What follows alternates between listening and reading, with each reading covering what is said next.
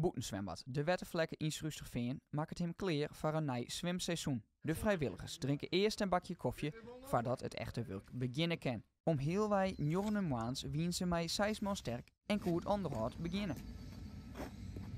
We zijn vandaag bezig met het vullen van de baden. Die zijn net schoon gemaakt vorige week. En er komt nu voor het eerst weer water in. En dat gaat ongeveer een week duren voordat beide baden helemaal vol zijn. In het zwembad moet nog het laatste stukje schoongemaakt worden. En dat wordt met de bodemstofzuiger gedaan.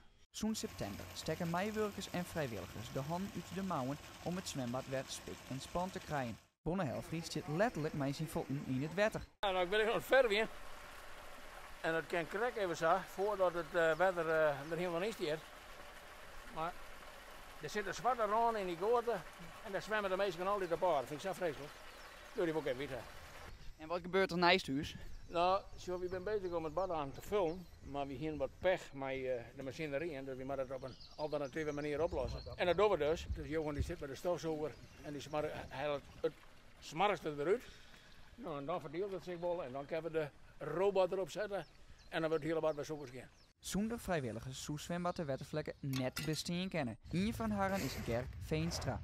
Maar die gaat een heel proteïne in zetten, ja. Daar ben je maanden mee bezig. Eerst een goed schemaatje skeren, dan een goed schemaatje en dan verder weer.